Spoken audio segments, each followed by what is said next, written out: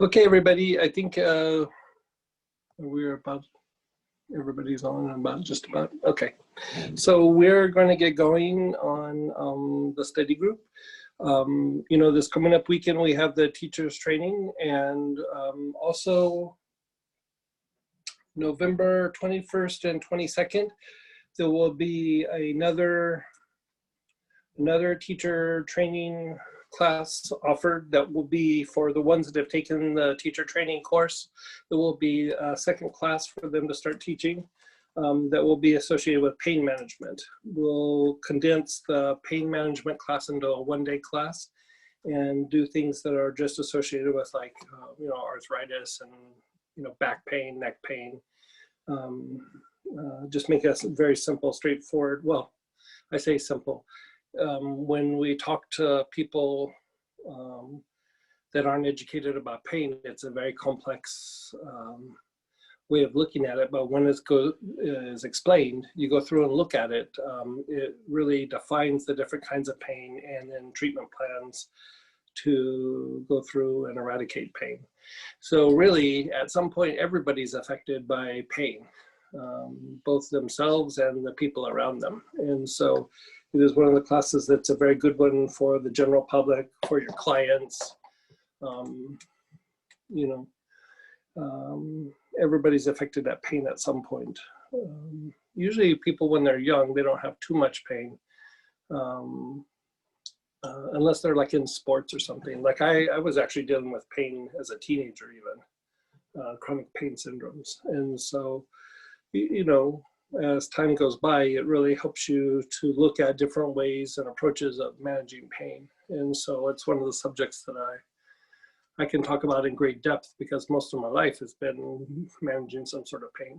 And so anyway, enough of that. So with this, we are going to look at doing some lymphatic work. And lymphatic work is probably one of the most treated systems in the body. It's a system that is both a cardiovascular system and a aspect of the immune response, or the immune system. And it has to do with detoxifying the body and dealing with inflammation. Now, the issue that happens is when the lymphatic system is stagnant, the tendency is for you to have poor digestion, your joints ache, you start to have skin issues, your mental faculties start to become sluggish. You know, like you'll be processing some information and it's not even like it's slow, it's just like your brain shuts off, like you just have that brain fog. That is a lymphatic issue. And part of the function of the immune system is to, or the lymphatic system, is to carry also hormones to the sites that they need to go to. So your endocrine glands are producing the hormones, then, you know, they get carried in different ways. The lymphatic system is one of the ways they get carried. And so if the lymphatic system is sluggish, then you have poor endocrine function, because the hormones are not hitting the receptor sites. And if you remember, when we talk about like our thought processes are endocrine function that is processing through the brain. So it's your endocrine system functioning through your brain and nervous system. And eventually, when these things get regulated enough, the mind, with a big M, you know, the mental body, it starts to come in. When that comes in, the mental body, or the brain, calms down. But until then, the tendency is to have a monkey mind. So this is actually still tied to lymphatic function. And when we want to break through repeated thought patterns or ways of thinking, part of how we do it is by treating the lymphatic system. Now, when the lymphatic system is really congested, you can start to have food allergies, food sensitivities. The nervous system, the involuntary part of the nervous system, starts to be impacted. Like some of your organs don't get proper nerve flow. It's a lot like when you sit on your foot and your foot goes to sleep, except it's in your gut and you don't have sensory nerves there, so you don't know. You just don't know. The way that you know is you start to have food sensitivities, right? And so we want to treat the lymphatic system to help produce proper nerve function. Now, when the lymphatic system is backed up, it starts to hyperactivate the sensory nerves. So what happens is your nerves start to fire 5 to 10 times the normal rate. So if there's a pain syndrome, it's magnified by 10. If there is just a hypersensitivity, it's magnified by 5 or 10, right? So you see this with chronic fatigue syndrome and fibromyalgia. You look at fibromyalgia and the person really has no inflammation in the area where they're saying there's pain, but the pain is being generated. Part of it is the sensory nerves are firing at a much higher rate than normal. So it's sending so many impulses to the brain that the brain's getting overwhelmed by the sensory information. And so if there's a little bit of pain there, it's magnified. This actually eventually causes brain fatigue. So we're starting to talk about brain fatigue syndromes. And one of the ways to go through and eradicate brain fatigue syndromes is to treat the lymphatic system, right? So it is one of the most easily, it is one of the systems that is the most easily pushed out of balance. I mean, it doesn't take much. It can take a severe allergic reaction. It could take inflammation in the knee. It could take, you straining your back, fighting off a cold or a flu, and your lymphatic system can go from being normal to being in a bit of a crisis. And so it's very common for somebody to have an injury, say like a knee injury. There's inflammation there, and within 4 or 5 days, they're having a hard time thinking at work and processing things at work because of the inflammation in their body.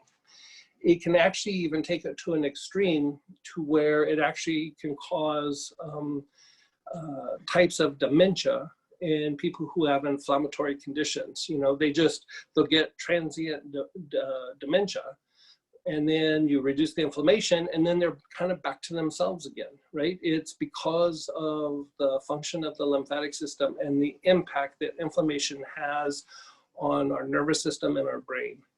And so by going through and doing this, you're really slowing down the aging process, right? So if you look at it from that point of view, the aging process is basically an inflammatory process.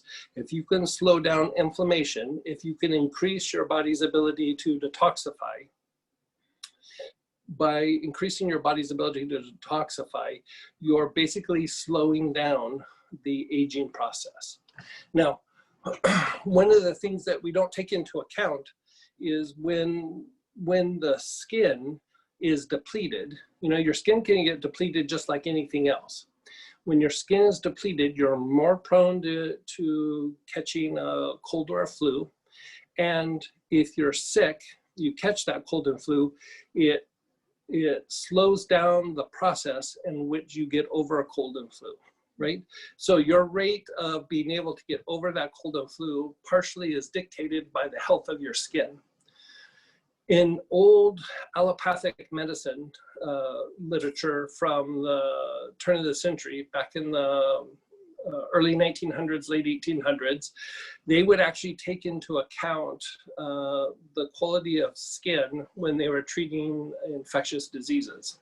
So if a person wasn't getting over a cold and flu, they would say the skin is too depleted, they're not getting over this cold and flu, right? And so whenever we're thinking about this with all the COVID things that are going on and anything that is respiratory in nature, you always want to look at skin function.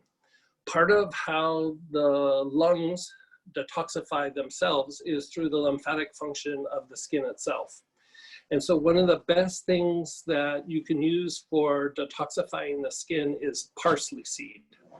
If you take like baths with parsley, you make a liniment of parsley, you make a lotion out of parsley, you just rub it all over the skin.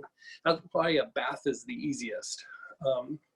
you're detoxifying the skin and you're strengthening the skin. You're helping the immune system be able to fight off whatever virus and bacteria are coming about, and it accelerates the rate in which your body is able to recover. So many years ago, like I'd say 5-6 years ago, I started looking at people who had colds and flus, and they were having relapses, or they were lasting for long periods of time. You know, even after they were over the cold and flu, they were still melancholy and just not bouncing back very quick. And so out of those cases, every one of them had depleted skin. And so we started putting people through protocols of strengthening and detoxifying the skin. And I'd say about 80%, got over symptoms like within 24 hours, like 24 to 36 hours. So the rate of recovery became almost instantaneous. And we tried many different approaches, and the one that really shined above all the rest was the use of parsley salt baths. So parsley salt baths are really invaluable. Now, if there's things like arthritis, like say you have arthritis in the hands or arthritis in the knee, you know, you're treating the joint, you're treating inflammation, you're doing all these things. One of the things that gets overlooked is the skin above that joint is usually also compromised. And so if you put parsley on and around that joint, you'll notice that pain levels actually go down and flexibility increases. And it's because you have a lot of lymphatic function in the skin itself. So we're not necessarily going to talk about just treating the skin right now, but there's a lot of green skincare that they use parsley for, one of the ways of treating the skin. The company, I looked it up earlier today. The one company that was really one of the first ones was that company Aesop, something like that. They had a whole line of just parsley-based products that were just for face care. And so one of the things that you can take into account in going into cold and flu season is maintain good, healthy skin. You know, detoxify the skin as much as you can. Use parsley if you can. Celery seed also works, but parsley by far was the best for strengthening and detoxifying the skin. Regenerating the skin, we used seaweed absolute. That works really good. Probably not in baths, probably using that in lotions. I have some, it's not something that's on the website, but if you want it or need it, we can make it available to you. And then just overall general healthcare is the use of like helichrysum, green myrtle, cistus, things like that. Helichrysum is very incredibly good for the skin as well. So is spikenard, actually. So take those into account. Yarrow is another one that's really good for the skin. It helps the body to perspire. And so anytime you increase perspiration, you're helping the body to detoxify through the skin. So anyway, we're going to look at lymphatic movement. So this is the circulation that goes through the body. So with that, you have a couple of choices. Your best bet is you can use catrafate, you can use rhododendron, you can use the stagnation blend. You could also use 3 wise men. If you don't have any of those, frankincense and myrrh is basically what the 3 wise men is. So if you don't have both, at least use frankincense. Can they use myrrh if they only have myrrh? Yeah, if you only have myrrh, you can use myrrh as well. If you don't have any of those, I did type them in. I probably spelled rhododendron wrong, but if you don't have any of those, go ahead and just type in the chat and I'll. Yeah, if you don't have any of those, let us know and we'll help you find something that will help the circulation somewhat. And again, you'll have to send me all of the oils that you do have so Greg can find the best alternative option. So frankincense, myrrh, catrafate, rhododendron. Catrafate and rhododendron are your best two bets. Blend-wise, stagnation was made for that, and Three Wise Men also helps with that.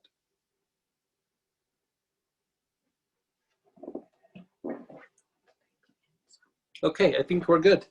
So I want you to just kind of notice how you feel, move your back around, move your spine around. Notice your emotions, notice your thoughts. Think of a couple of things that have been going on throughout the week so you can just process the impact the lymphatic system is having on your cognitive abilities. So just think about, see what kind of emotional response you get, and also just see how your mind processes past events.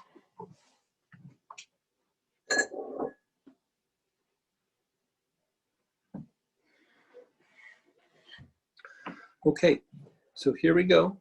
We're going to begin inhaling. Your awareness is on your throat. We're doing lymphatic movement, stimulating lymphatic movement through the whole body. Your awareness is on the throat.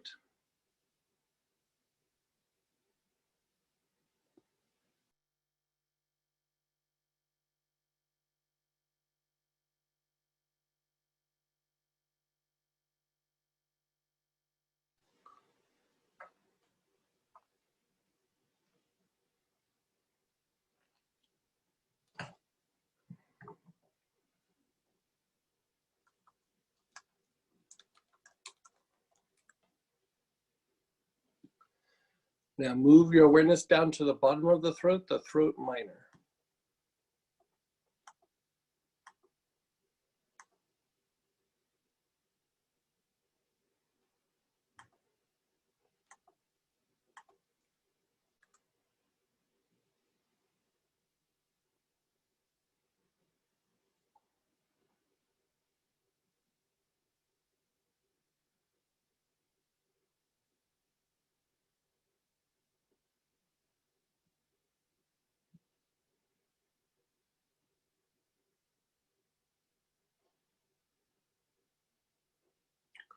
Go to your jaws, the jaw minor, the area right in front of your ear canals.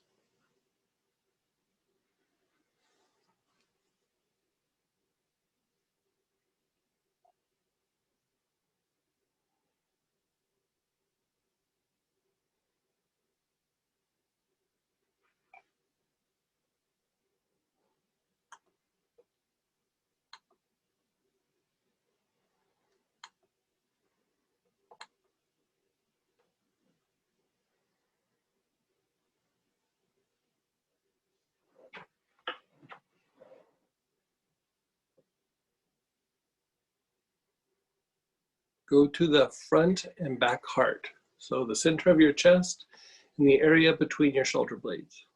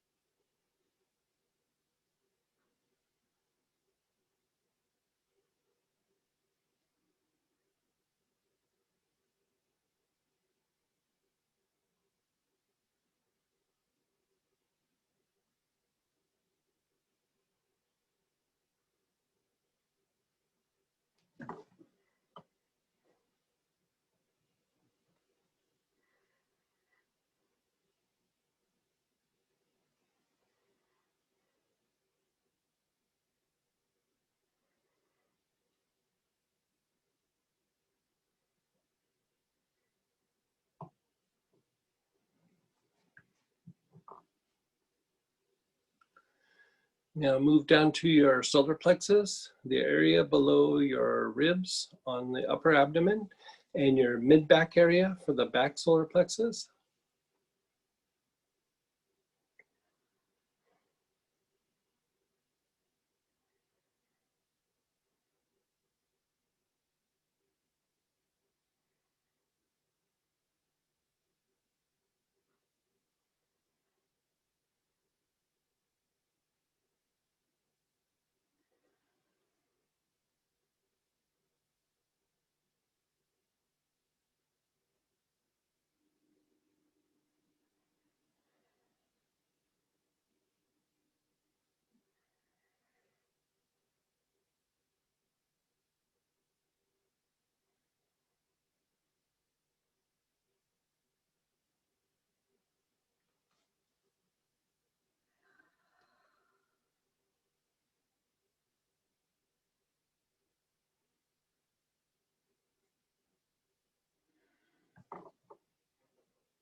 Let's stay on those front and back solar plexus. Keep inhaling. We're going to give it some extra work just because of its impact on the internal organs.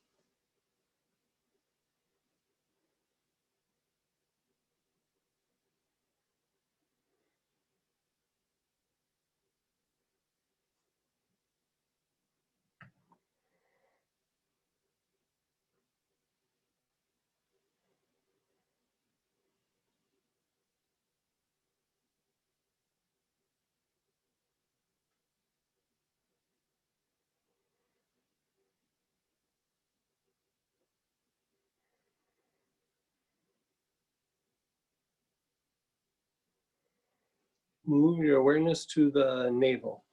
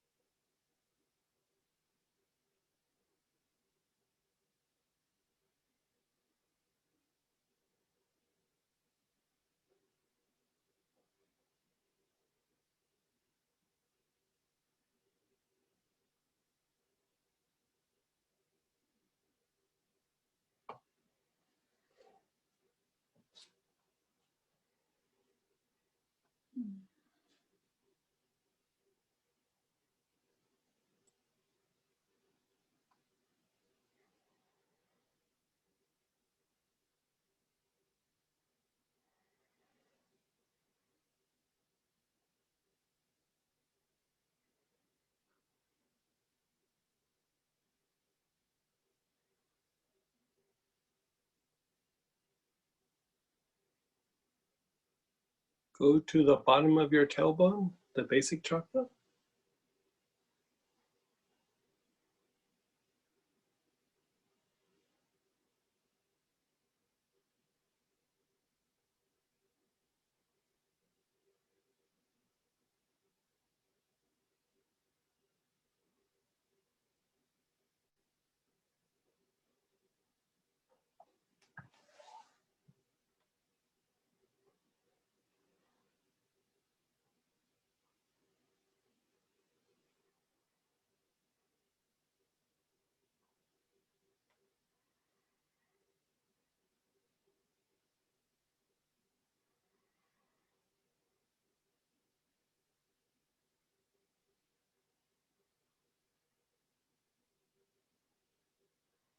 The area between your eyebrows, the ajna.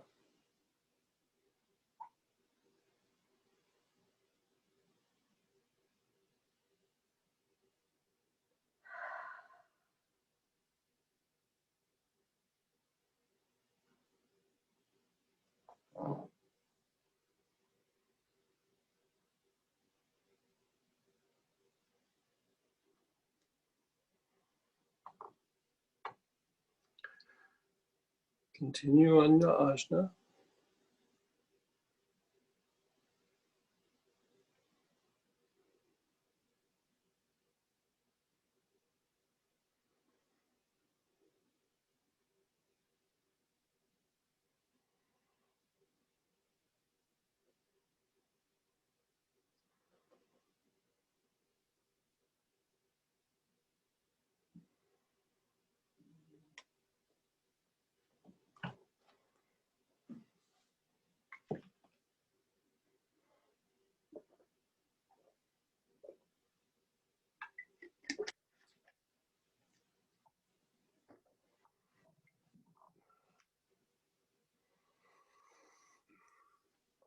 Go over to your spleen, under the left side of your ribs. Long, slow, deep breath.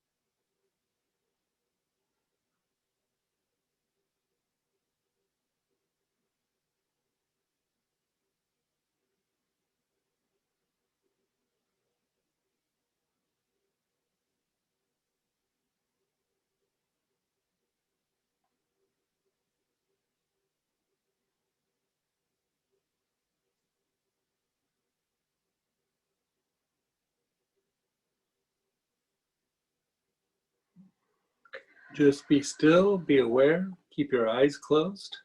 Just let go for a moment.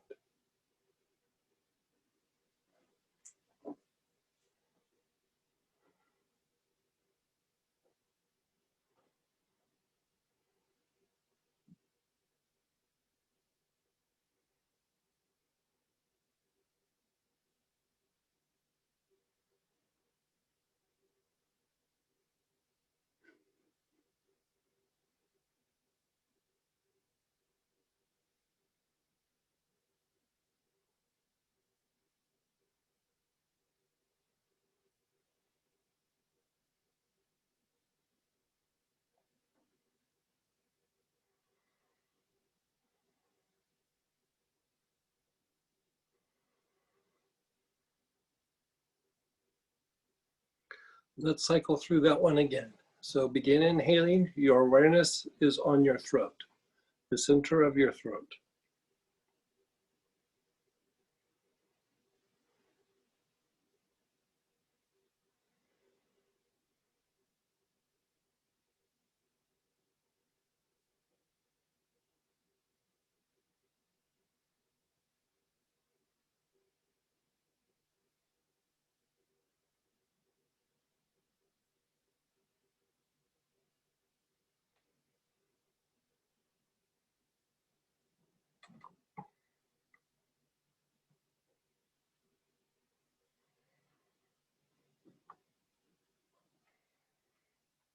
Continue inhaling on your throat.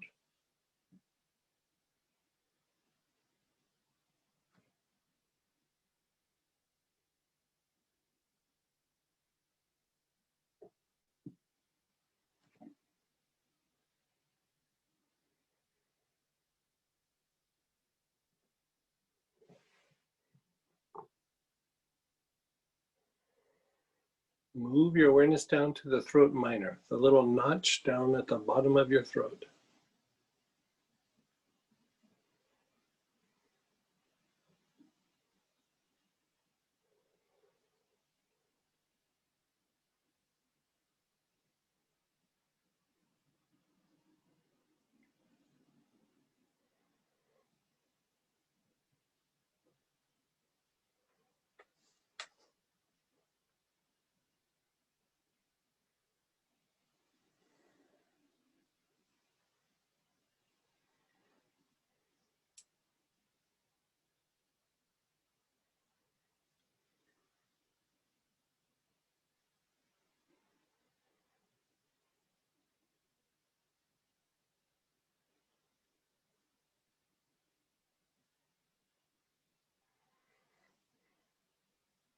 Go to the jaws, the area right in front of your ear canals where the jaw hinges.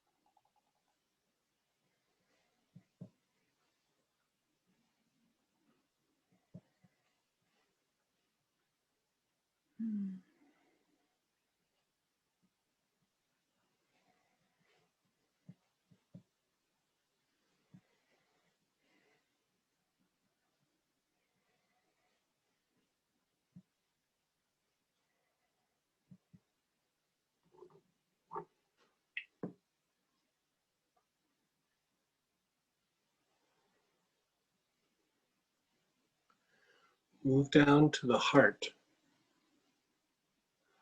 the front of your chest, and the area between your shoulder blades.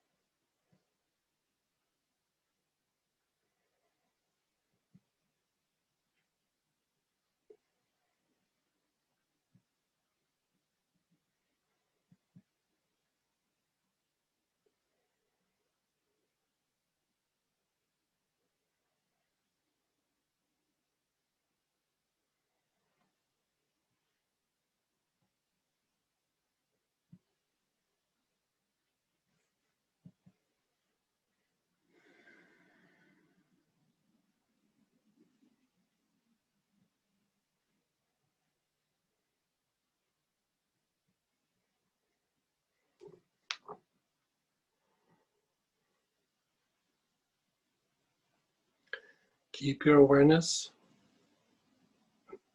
on the front and back heart.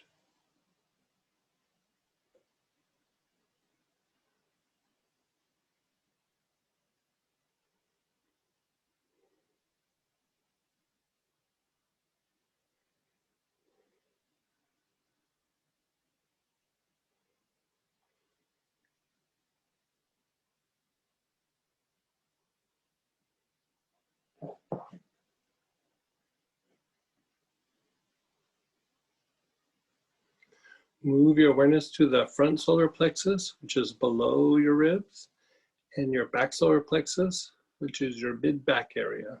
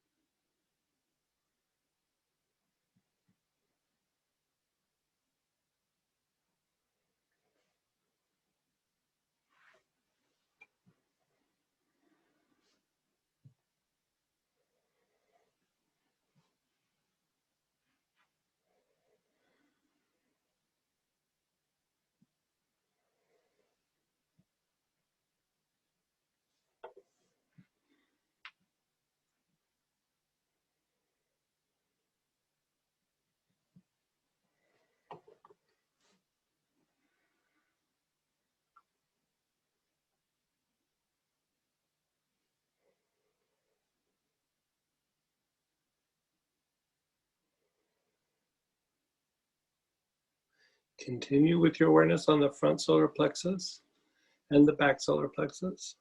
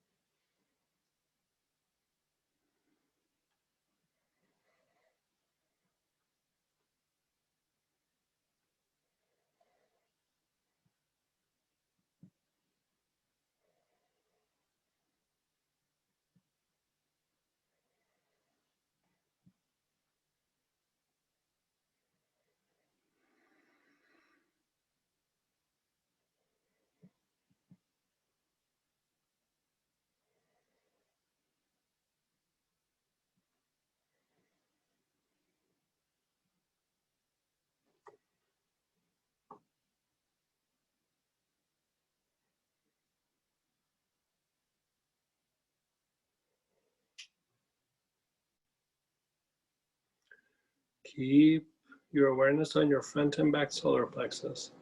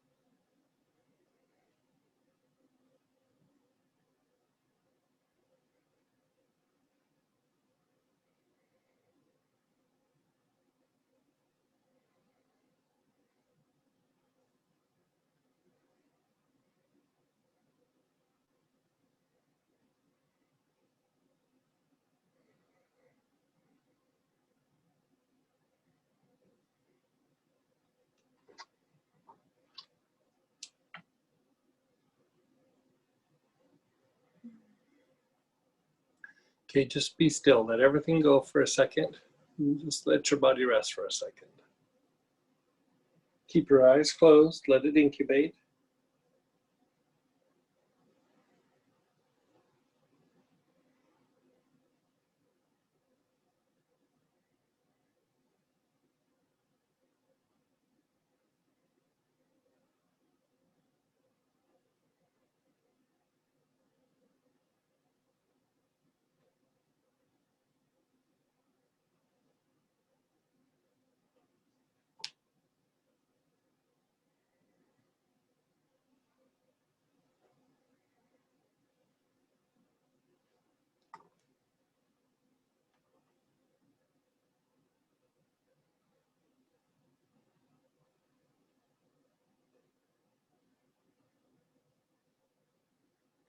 Begin inhaling again. Go back to your front solar plexus and your back solar plexus. Keep inhaling with your awareness on that area.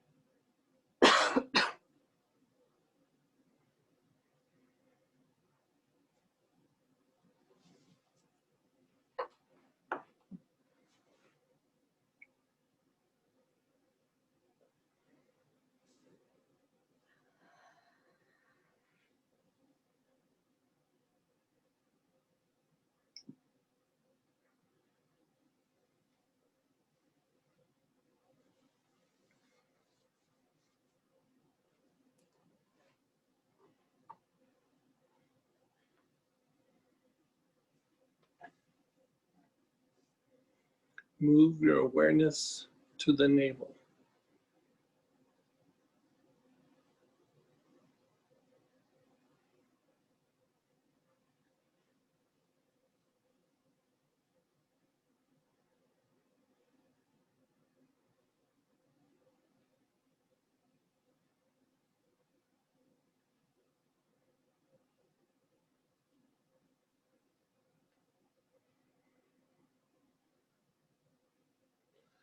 Move your awareness to the bottom of your tailbone, the basic chakra.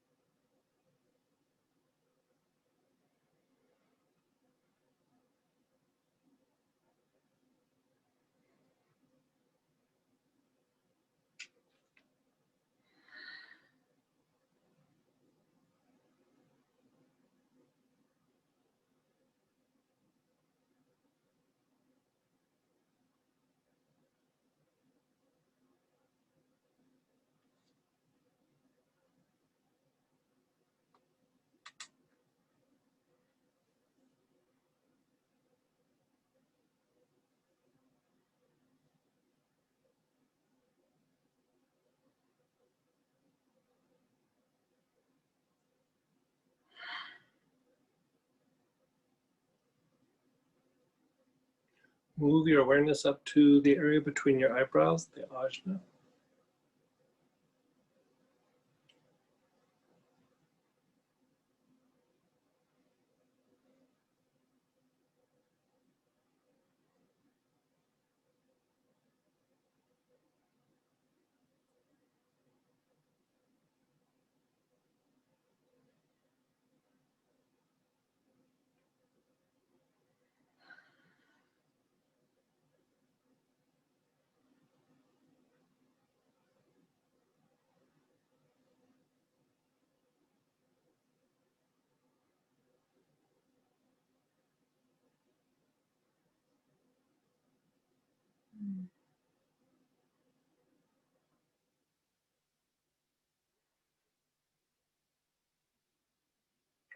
And your spleen on the left-hand side, just below the ribs.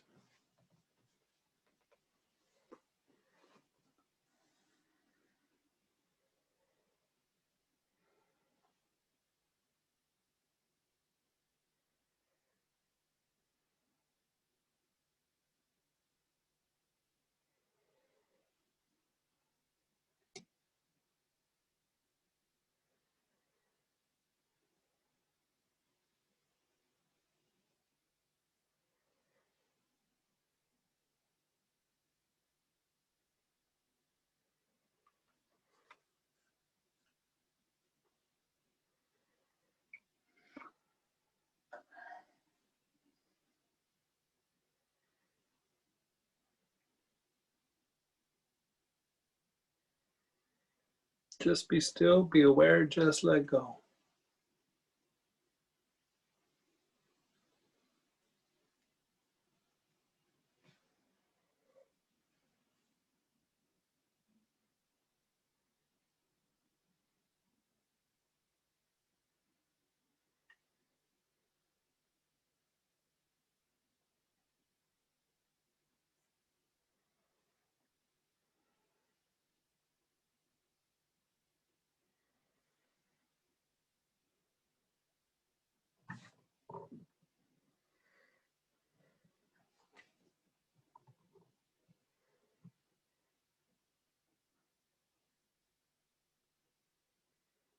Okay, notice how you feel.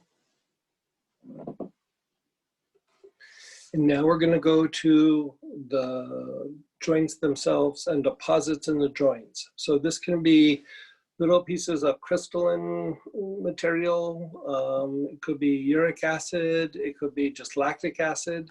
Uric acid is like when you aren't eliminating enough urine in the body. When you go to the bathroom, the body starts to throw fluid off into the tissues, and then some of that fluid ends up in the joints. And the uric acid, it turns into these little crystalline deposits.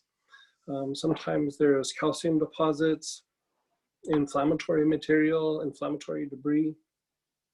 There can be all kinds of things that accumulate in the joints.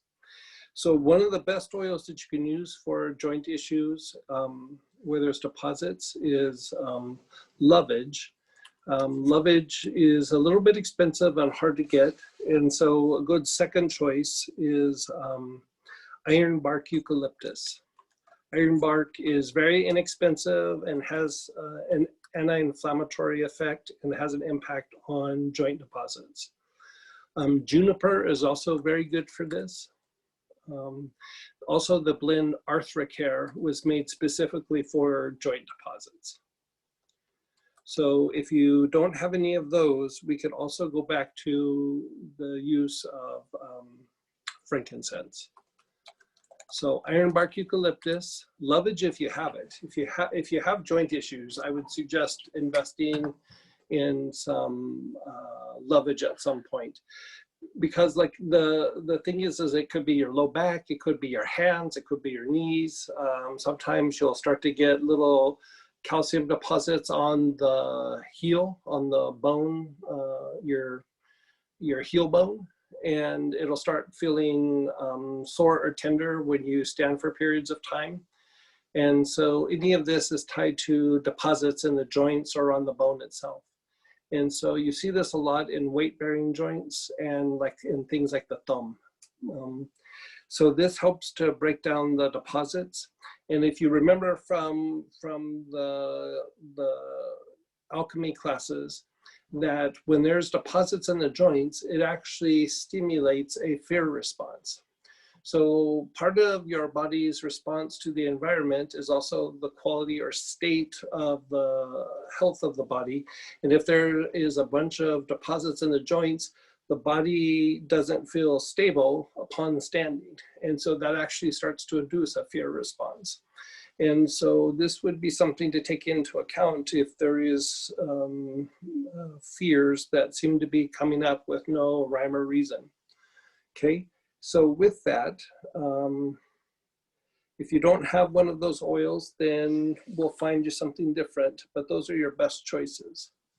Anybody need alternatives?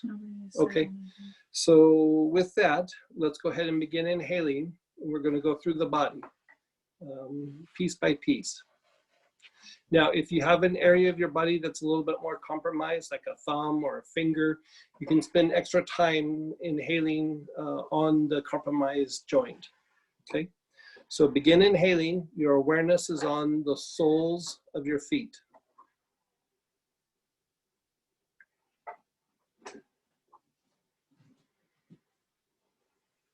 You see, I stuck that $2 bill up there for you. Mm-hmm.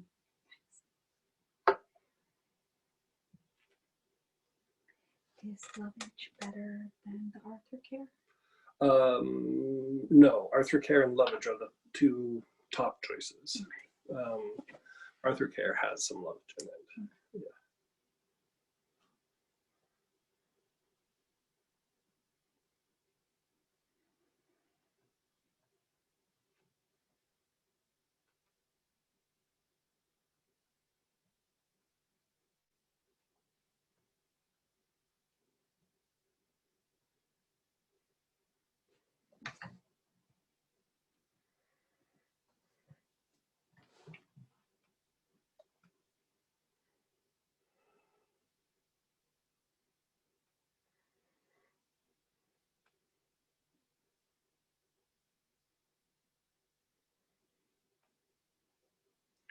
Go to the ankles, the front, the sides, and the back of the ankles.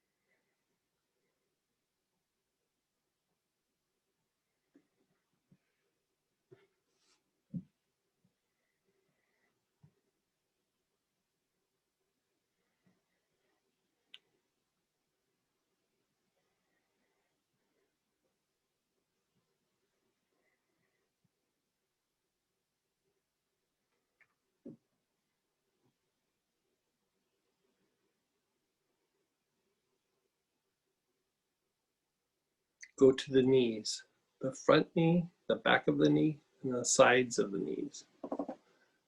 So front, back, and sides.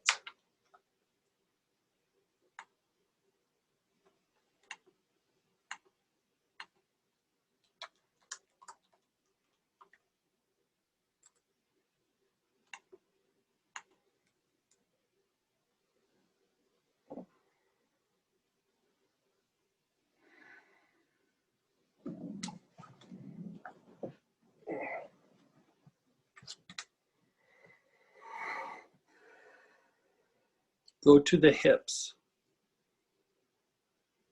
You can do this one of two ways. You can do it where the dimple in the butt cheek is, the off on the side, or you can go and put your attention and awareness in the socket itself.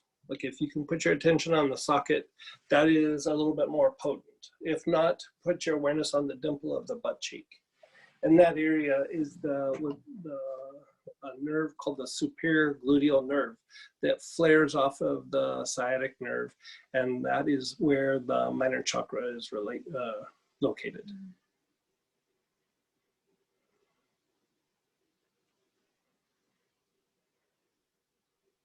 That's a very big point in positional release, shiatsu, acupuncture, osteopathic medicine. They'll put pressure on that particular area to relax the whole butt cheek, the whole hip.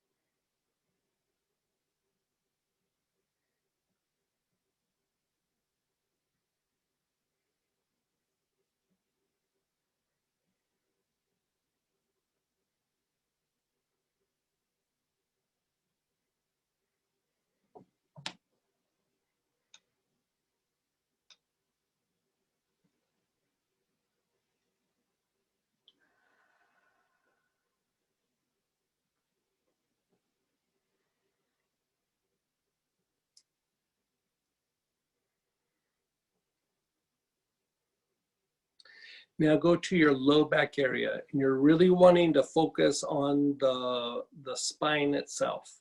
If there's an area where you feel it's a little heavier, or it feels stuck, or it feels restricted, spend more time on that area. Part of what happens when the body is trying to protect itself, if a joint is compromised, the body tries to restrict its range of motion so you don't continue to hurt the joint. So muscles around that area tighten up, but one of the things the body does is it starts depositing calcium in the area to restrict your motion in that area to keep you from hurting that joint more. Those calcium deposits start to cause spurs and start to cause pain because they start digging into the tissue, right? So when you feel like a restriction there, it's because the muscles are tightening up and there's starting to be deposits in that joint area. So if there is a heavy feeling, a restricted feeling, you want to put more attention on that area when you're going through and doing this aspect as you're going through the spine. Anywhere where the spine feels restricted, you put more attention on that area. So long, slow, deep breaths and the low spine.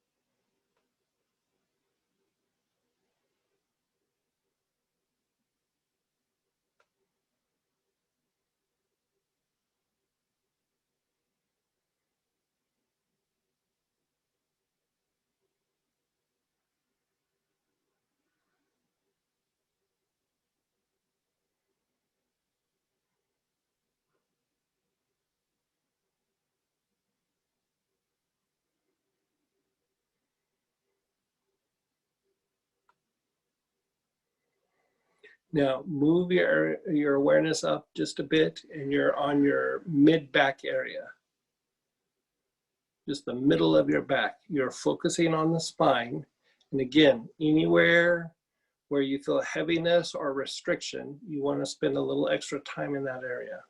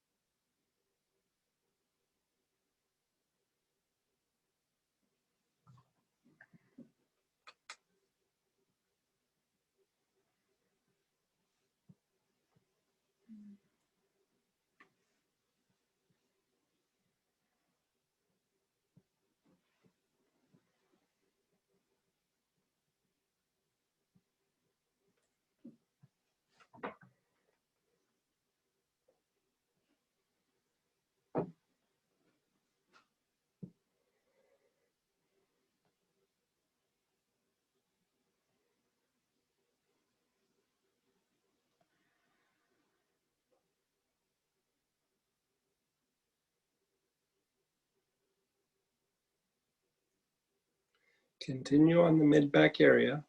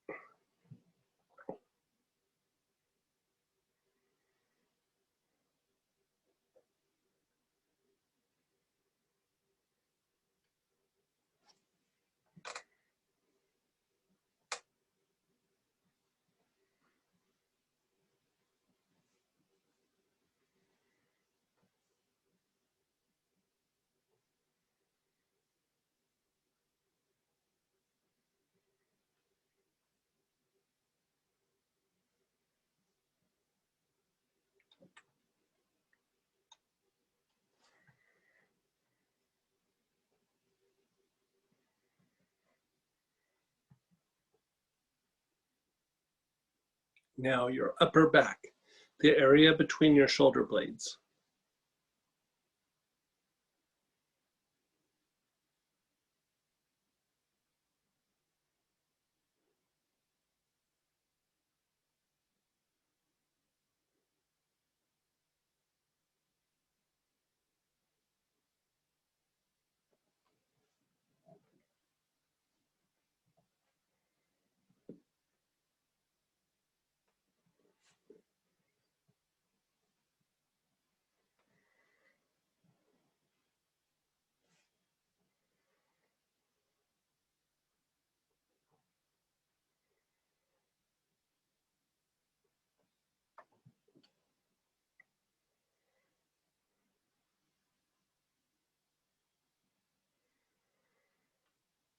Now you're going up to the bones in your neck, your cervical vertebrae.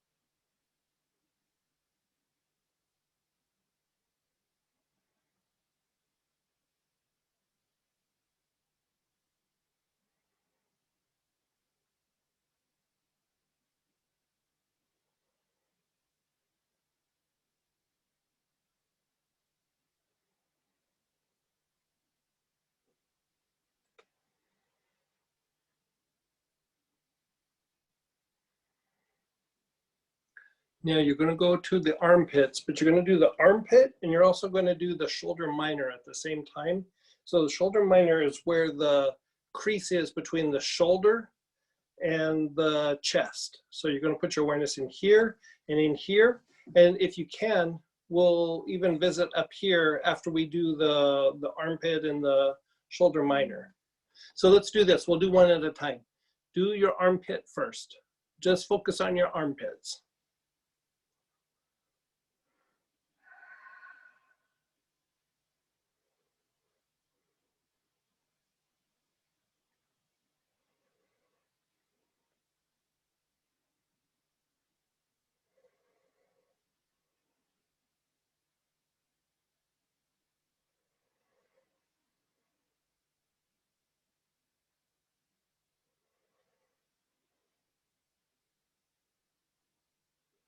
Now do the shoulder minor, like right in front, like here and here.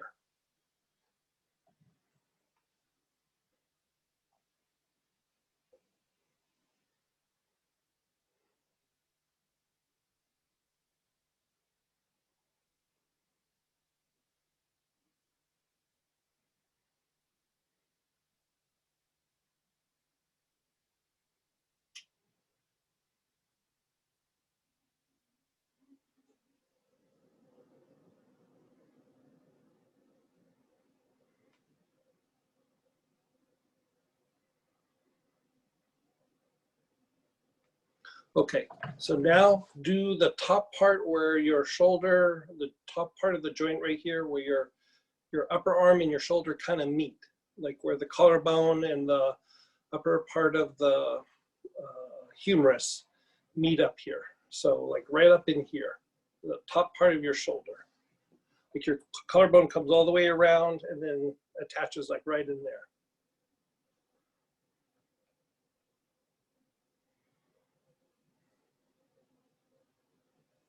Does that feel good? Mm-hmm.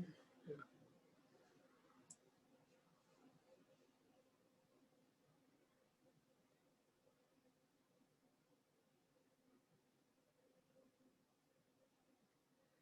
A lot of shoulder issues or this joint is compromised. There's a little piece of cartilage that pops out where there's deposits in that joint.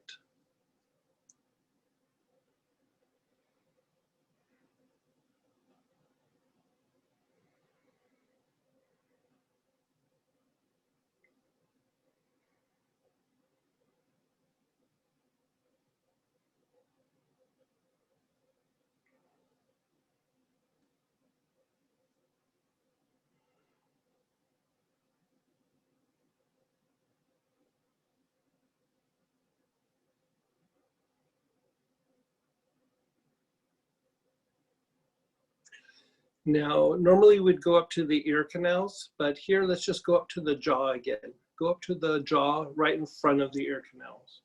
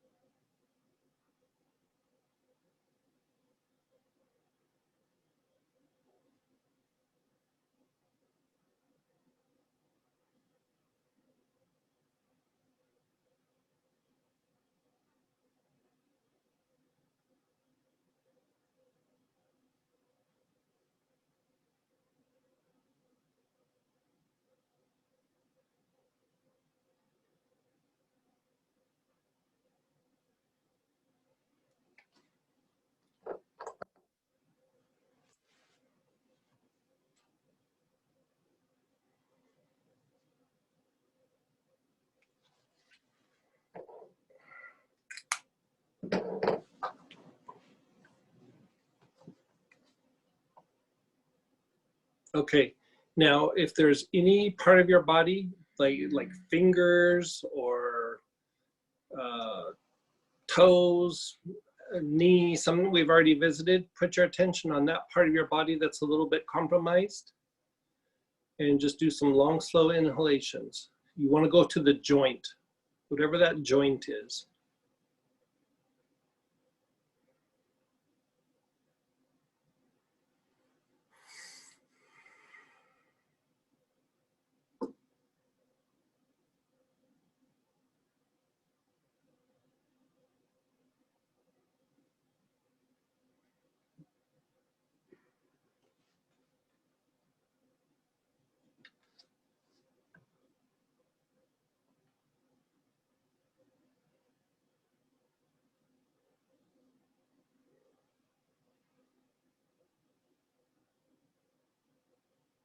Okay, just be still, be aware, keep your eyes closed. Just notice how you feel.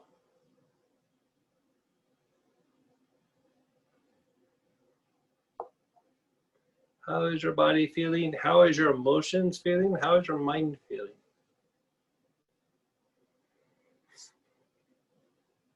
Now, whatever oil you used in the first application, pull that oil out again. So if it was catrophe, if it was rhododendron, if it was stagnation, three wise men, petitgrain, whatever it was, pull that oil out again, and we're going to do lymphatic movement that's very specific to the lymphatic vessels along the spine. A lot of times when we have degeneration that's happening in the spine, the lymph gets so stagnant in and along the spine that the synovial vessels will actually turn into like little cysts, you know, because the movement is so poor that they actually just turn into like a little cyst. And then there's just pressure on that area, regardless if the back's in alignment or not. And so when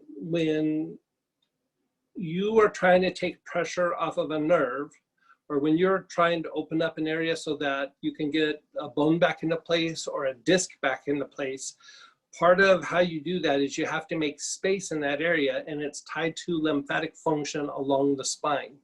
So if you have something that's out of alignment, or if you have a lot of pressure from a disc, you still want to treat the lymphatic system in the area so that you help get it back into place.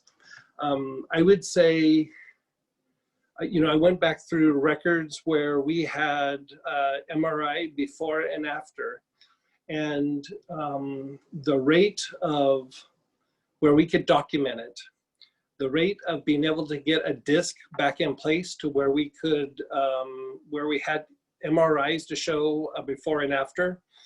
The cases that we had there, we had over an 80% success rate in getting a disc back in place by the protocols that we use.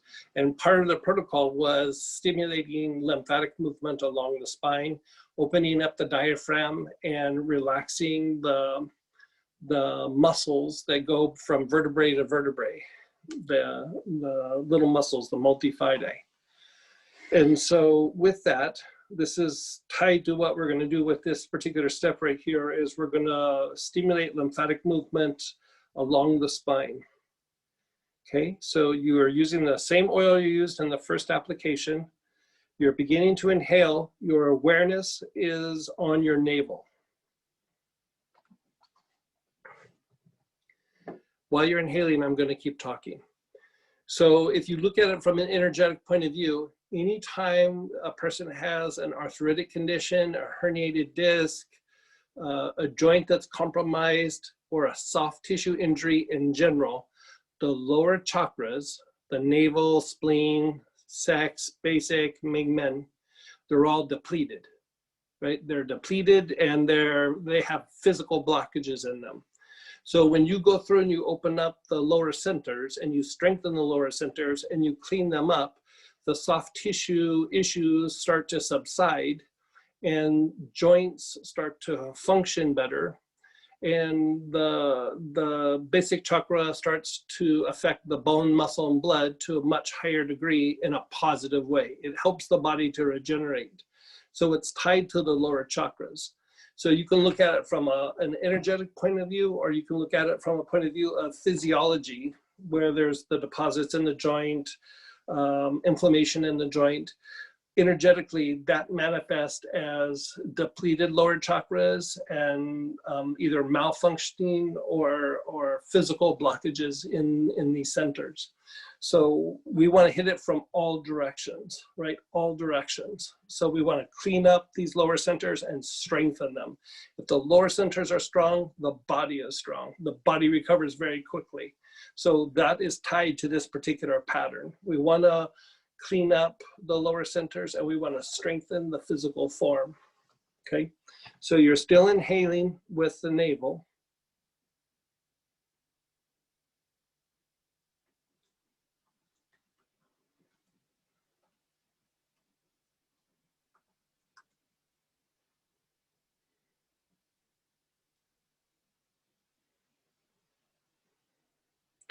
Now go to your front and back spleen, which is on the left-hand side below the ribs.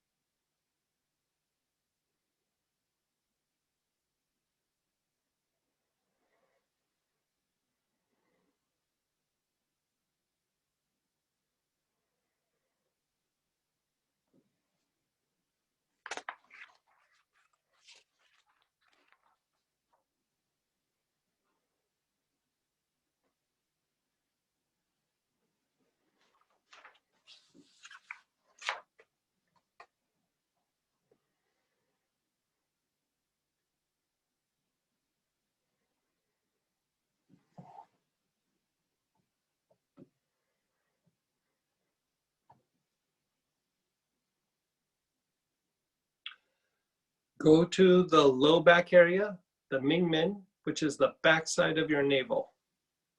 So go to your belly button, go to the back side of it. That area is your Ming-Men located on your spine.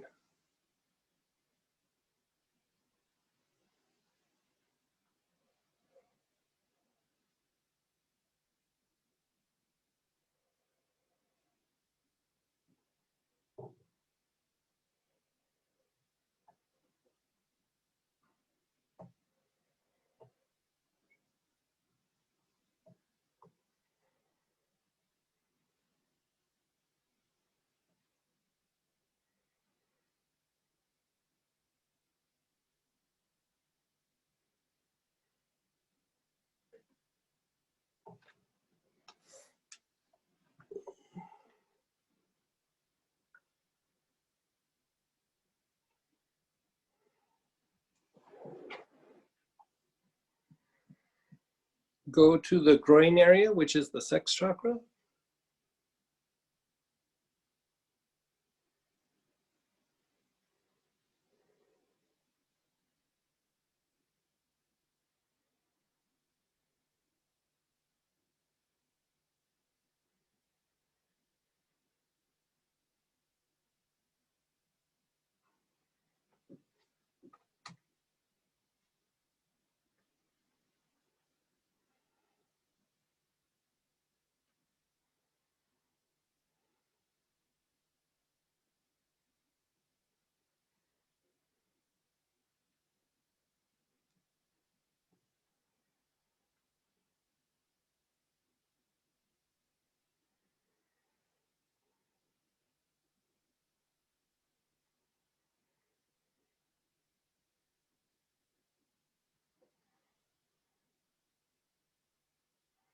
Go to the tailbone, the bottom of the tailbone.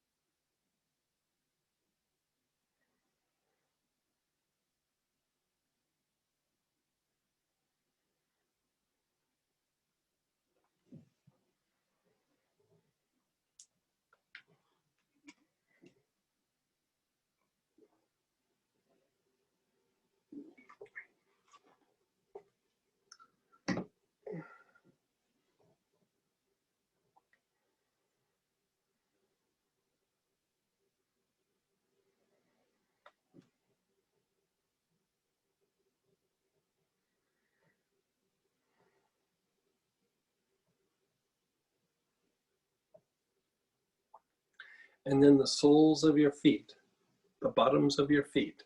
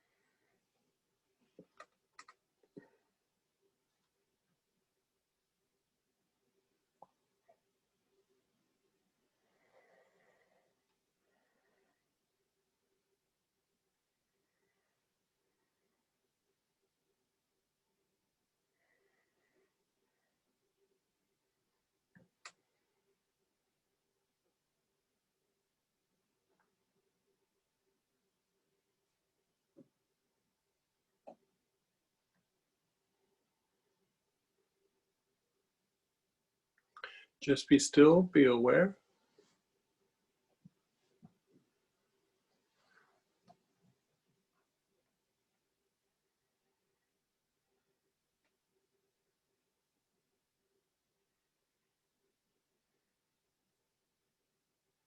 Let everything go.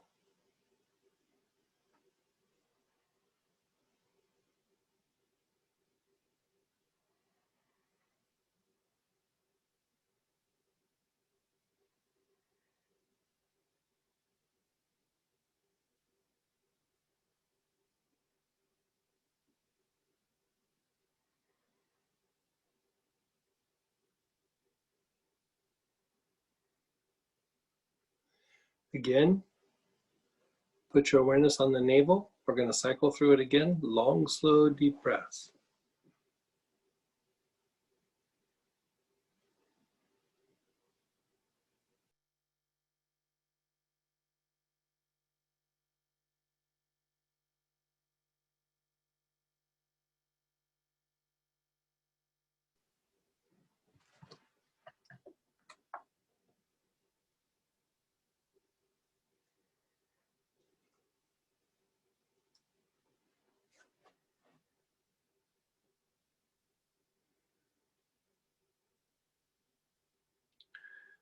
Move your awareness to the front and back spleen on the left-hand side.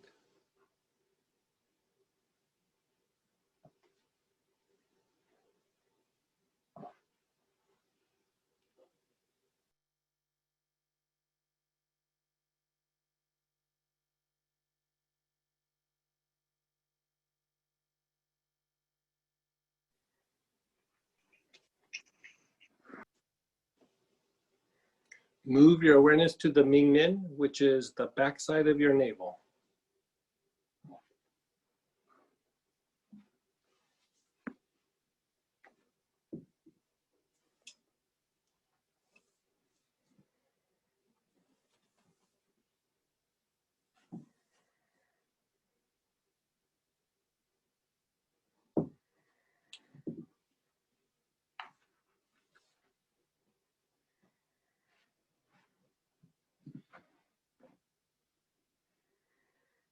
Put your awareness on the groin area, the sex chakra.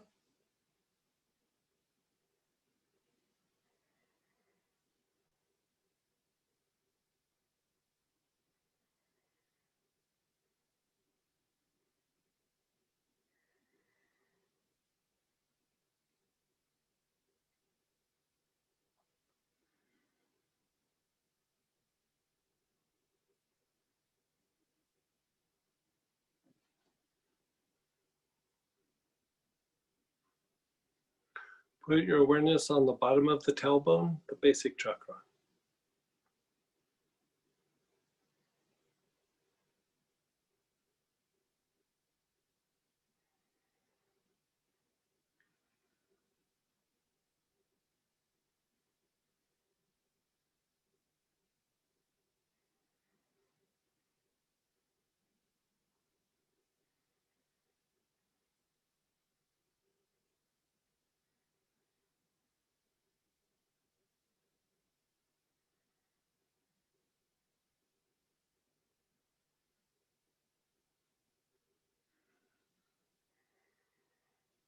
Put your awareness on the soles of your feet, the bottom of your feet.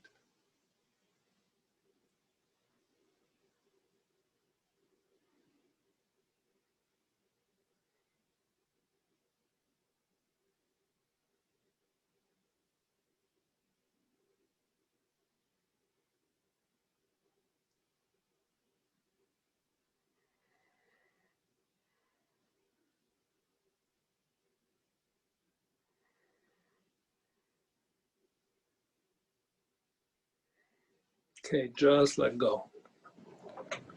Move your back around, move your spine around, just see how your back feels.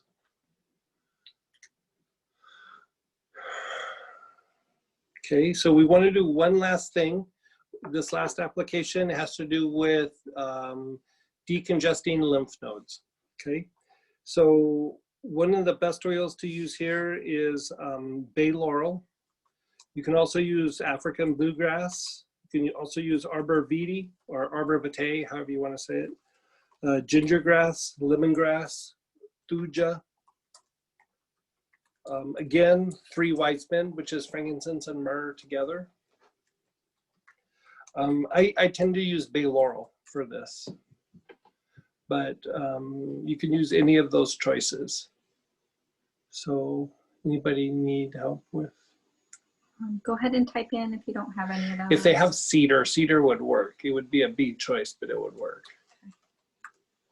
Helichrysum would also work. B choice, but it would still work.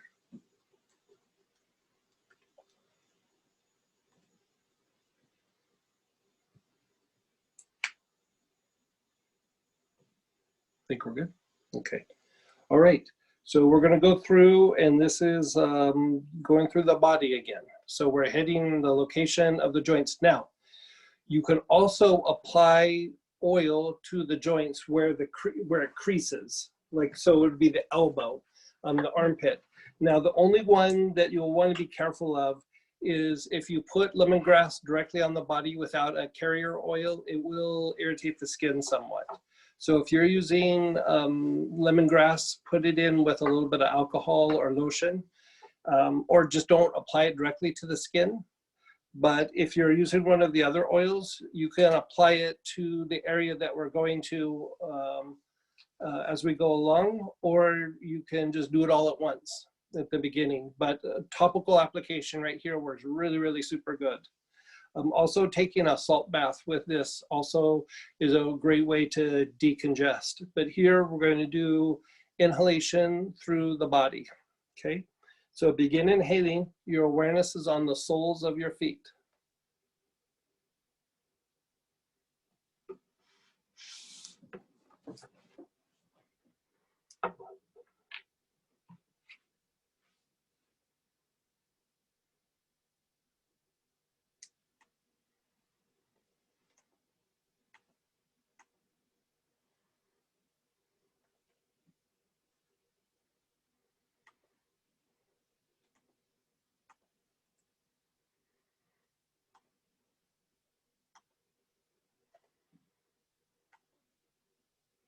Move your awareness to the ankles, Do front, back, and both sides.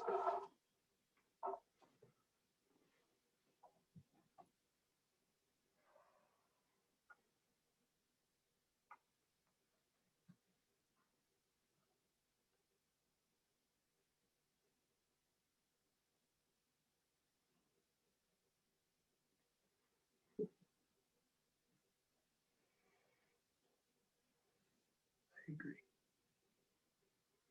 The knees, front and back of the knees and both sides, the inner knee and the outside of the knee.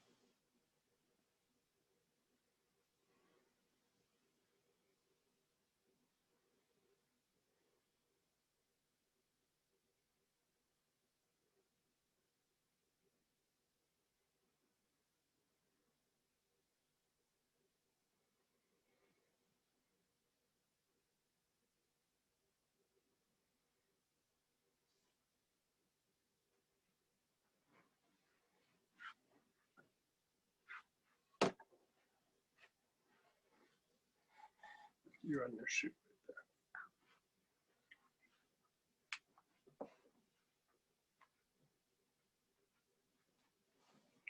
Go to your hips, your front, back, the sides, all aspects of that hip socket, or you can go to the chakra, which is the dimple in the butt cheek.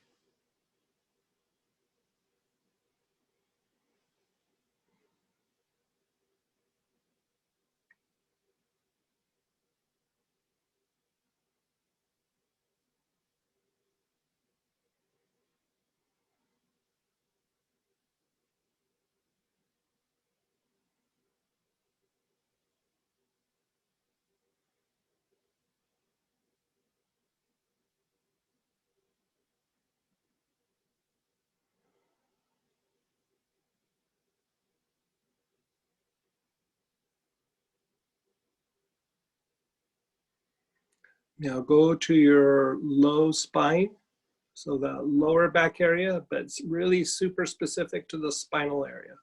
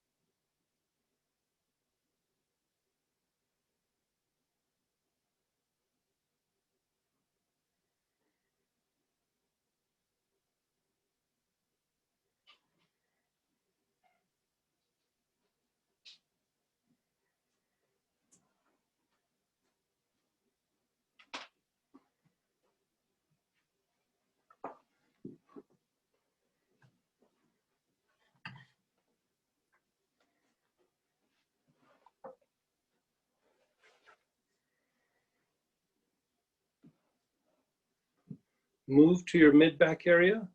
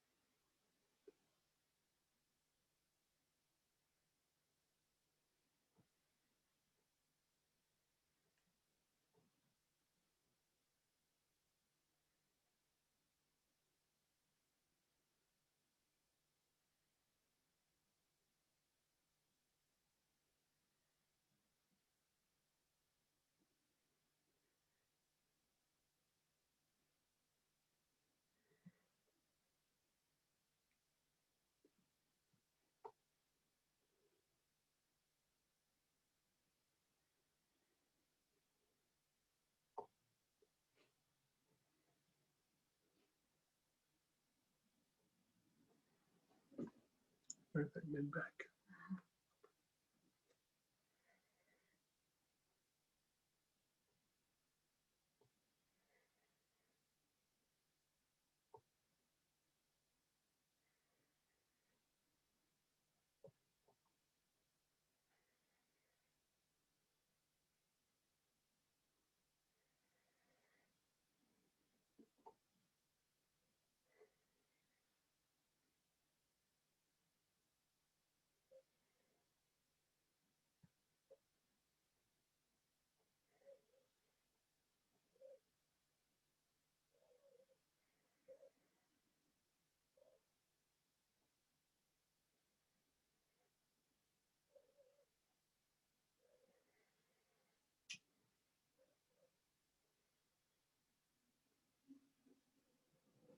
There on the upper back, correct.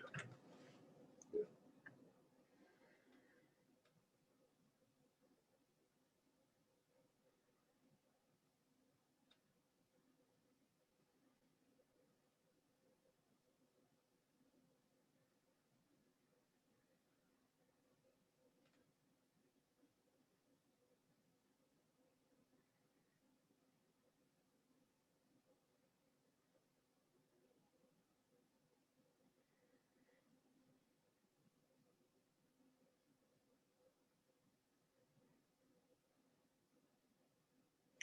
Go to the neck, the bones in your neck.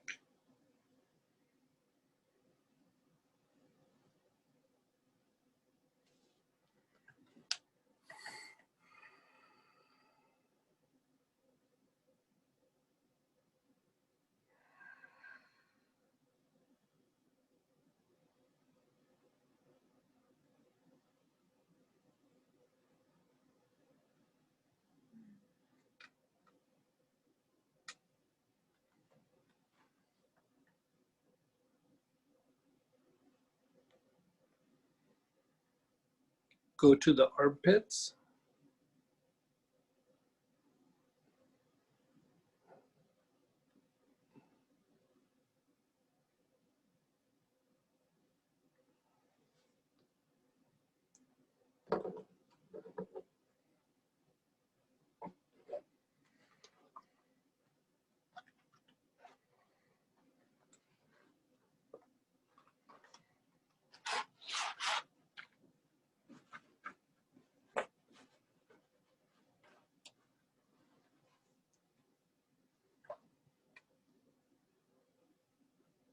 Go to the shoulder minors, which is on the front on each side.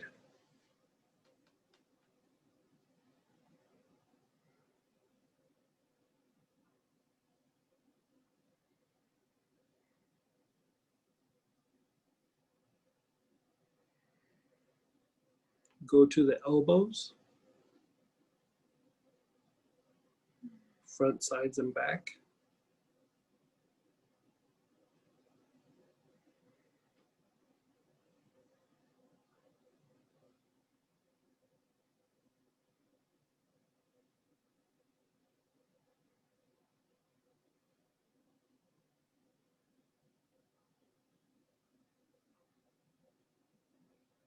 Your wrists, front and back.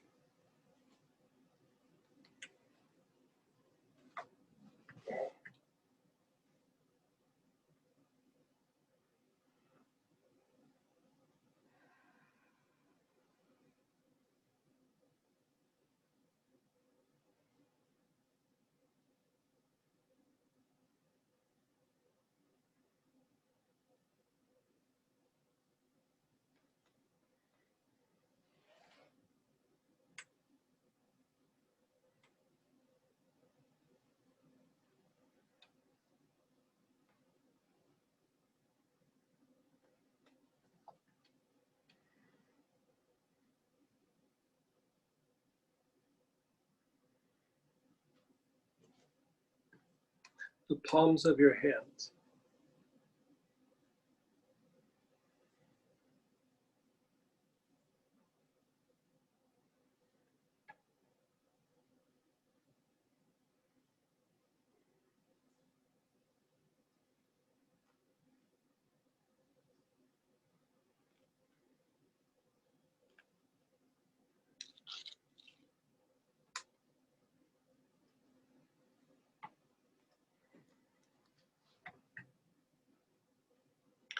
Now go to your throat. We're just going to ad lib a little bit here. Let's hit some of the lymph nodes.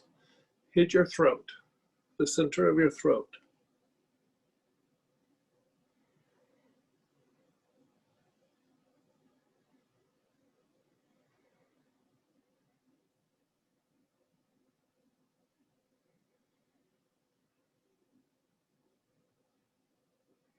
The throat minor, the bottom part of your throat, and that little notch.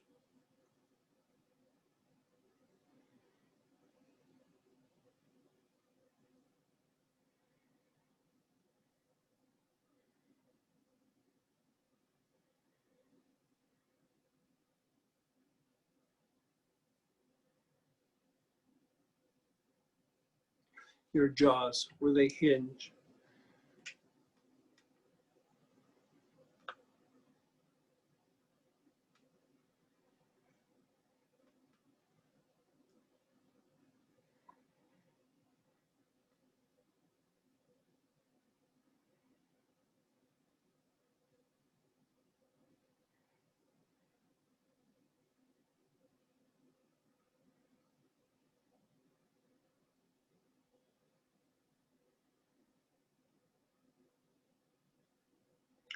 Go down to your navel, your belly button.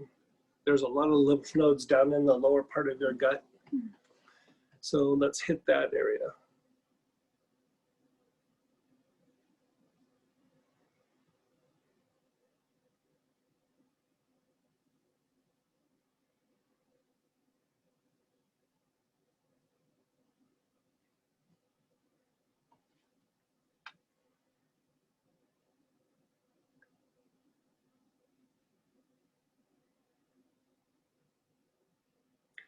And then just your whole abdominal cavity, not on a particular energy center, but just the internal organs. Pay attention to your internal organs, just your whole abdominal cavity.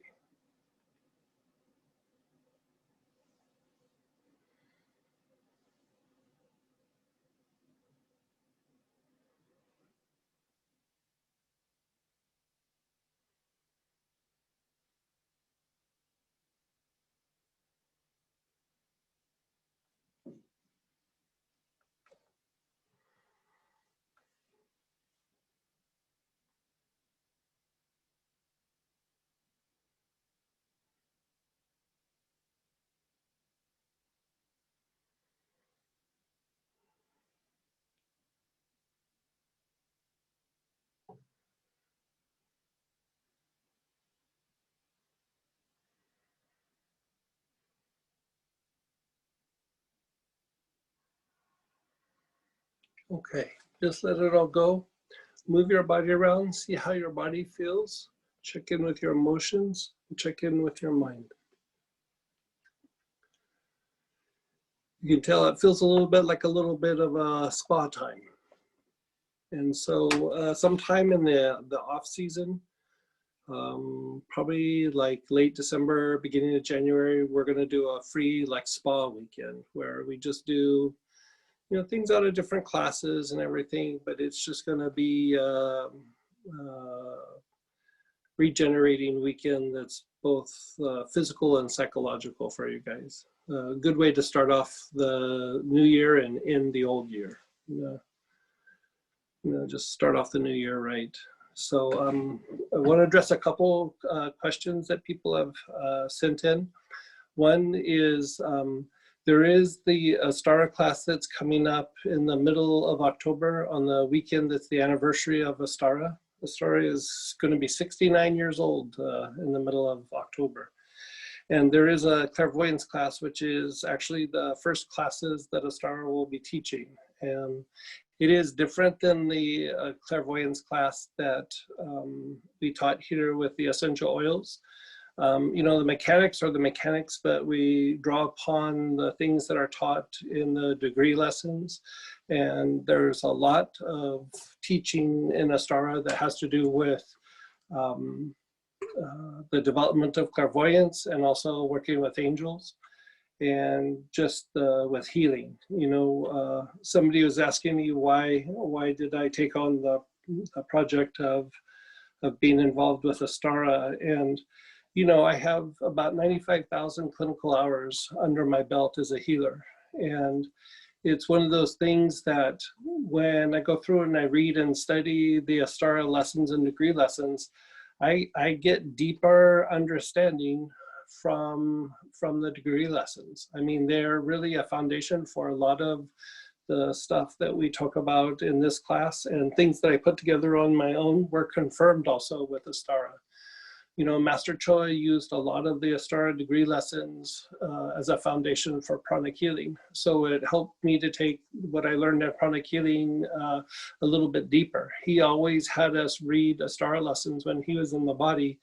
The Astara lessons were always considered one of our suggested reading that we should really, if you're a serious practitioner, you should read the Astara lessons. And, you know, in the Astara lessons, you know, draw upon things from the Theosophical Society and the teachings that come out of India, that come out of Buddhism, that come out of the Christian traditions. You know, it's a way of mechanically understanding what we're trying to do with our spiritual development, and also with clairvoyance. I mean, there's going to be a lot of things that we talk about in Astara that will help gain deeper understanding for the things that we've been talking about in the classes. And so one of the things that's going to start happening with Astara is we're going to be offering free study groups on a weekly basis starting in October. And, you know, I would suggest, you know, they're free. It's just going to be, you know, an hour or two in the evening. It will help you get a deeper understanding of the things that we're talking about in the essential oil classes, not so much about oils, but about the mechanics that goes behind our therapeutic approaches, our talk about alchemy, our talk about spiritual growth and development. So the idea of Astara I took on because I think that it helps support the students in their inner practice and their inner growth, you know, their self-exploration. And it's something that I learn from every time I open it up. I get some deeper understanding of you know, healing and spiritual practice. And, you know, for somebody like me, where there's 95,000 hours, you know, you would think like, I don't really need to study. But when I sit and study those books, it takes the knowledge deeper and deeper. And so I'll be leading the study groups in the beginning. And so I invite you to come join. They're just going to be free study groups. So most likely it will be Wednesday nights. It won't affect our Tuesday night thing. We'll still do our Tuesday night study groups, but we'll be doing study groups also for Astara. And so we're going to be teaching the clairvoyance class, and we'll do a form of working with angels, a different way of doing the third G practice, which is what you're doing with the angel classes and the aromatherapy classes, but we'll be doing it with practices that we're drawing upon from Astara. So Robert Cheney coined the phrase angelology. And so the classes will be forms of angelology. And so looking forward to that. So next year, probably once a month, I'll be teaching an Astara class alongside with all the plant prana classes that we'll be teaching. And then the weekend of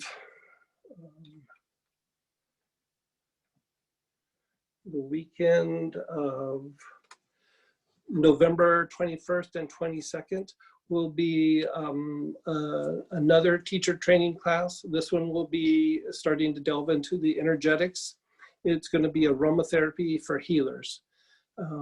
So we'll go through and we'll talk about the energy body, we'll talk about the aura, we'll talk about cords, we'll talk about the chakras, and we'll have sets of protocols and techniques to do a whole bunch of different things that you can add to things you're already doing in the aromatherapy classes or things you're doing in other healing modalities.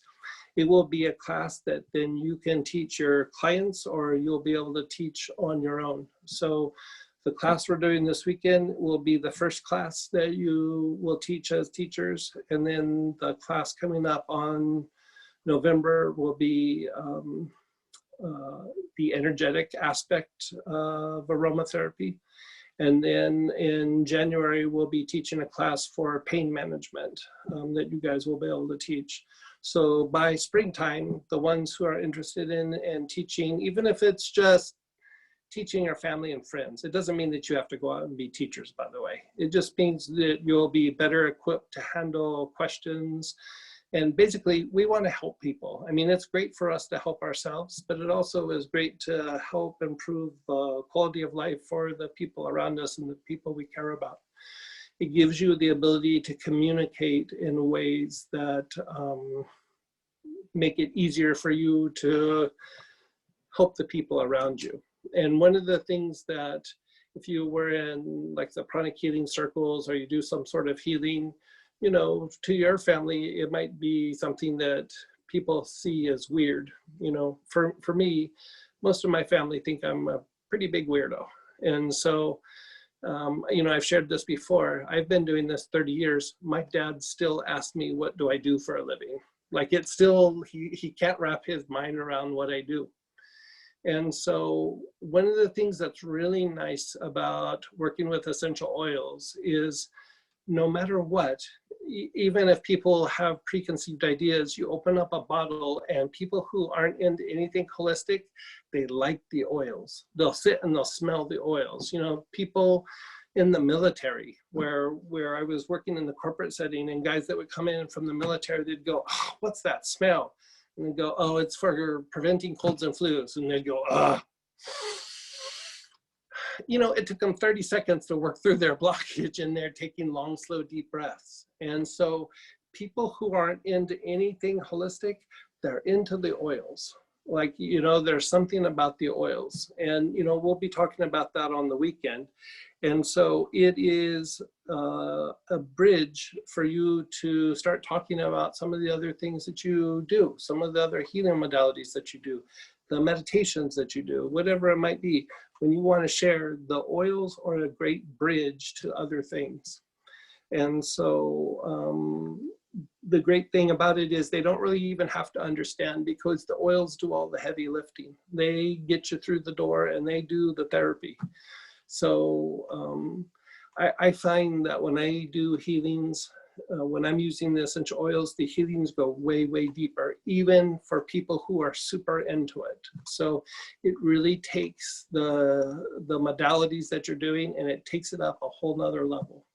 So I'm excited for you guys to be able to start doing more with it with the people around you, and just, you know, helping you to be able to communicate with the people around you.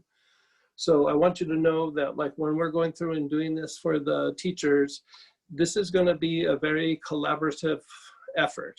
You know, when you guys have things that you're trying to address, be it how you communicate or certain conditions that you're trying to address, you know, we want to be able to be there for you and support you. You know, if it's some bizarre condition, it's going to be hard for me to do research for every little thing, but there's a lot of things like bad backs, like headaches, you know, colds and flus, you know, COVID, you know, all these kinds of things where we can sit and talk out how to have treatment protocols to put in place for things that maybe aren't in any written in any of the classes, and just tell me the things that you guys need and want, and we'll pull it together over the next several months. Okay, so this is about trying to help you do what you do. So I'm looking forward to working a little bit deeper with whoever's interested in taking it to the next level. So with that, I have time to take maybe one or two questions, but I do have to jump into another meeting. I already have 3 quick questions already. So 3 quick questions and then we'll go. What's the difference between angelology and theurgy? Angelology was just a term that Robert Cheney coined. And so angelology, they really didn't actually define a practice. Theurgy is the science and art. It's a very old ancient practice. It's the science and art of working with angels, or becoming conductive to working with angels. So we have been doing Theurgy in the aromatherapy classes, and basically we're going to pull together things from the Astara degree lessons that fit with the practice of Theurgy. And, you know, we're going to have to add some things probably, but, you know, that's the thing with Erlene. She laid out a lot of solid pieces of information. They just need to be pulled together in an application. You know, she didn't have enough time to go through and do that, but she laid out those degree lessons with just a ton of information. So we have a lot to draw upon to pull together classes. And so we're going to be cranking out classes next year. So the ones that have been studying Astara, there's going to be applications of the things you've been studying. So someone asked if it's possible to get a discount for the Astara classes. Don't members? The discount comes for members. You get a 15% discount. Yeah, the members. And it doesn't cost very much to become a member. So we're going to be teaching lots of classes, and so it does reduce, and we're not making the classes very expensive. So we're trying to keep costs down. I mean, all the money goes to Astara for the functioning of Astara. And so it's just working tithes for me to Astara. So I think Astara is a really important thing that I would like to see last for a very long time. So we're trying to make that happen. And just very beginning of the class, you mentioned spikenard being one thing you would use. Can people use spikenard extra if that's all they have? For? I think it was one of the early lymph work things. Oh, it was for skin depletion. Yeah, spikenard works. Yarrow would probably be a little bit of a better choice. I usually mix the spikenard and the yarrow together. Spikenard extra word. Spikenard extra. Yeah, you're starting to get farther and farther away from what you're trying to do. You know, I would use probably plain spikenard, but I mean, bottom line, if you're trying to strengthen the skin and detoxify the skin, use parsley. I mean, parsley, then your second choice would be yarrow. Then it would be like celery and spikenard, things like that, helichrysum. Helichrysum is very good for inflammation and increasing blood flow to the skin, especially the bottom layer of the skin. It's very good for maintenance. It's very good for scarring. It's very good for reducing inflammation. But as far as depleted skin, parsley just shines. So I would jump on. It's not very expensive. It's an odd smell. You know, it smells like, you know, really super strong parsley, but incredibly good for your skin. You do have the skin detox oil. Yeah, you could use the blend, the skin detox. Yeah.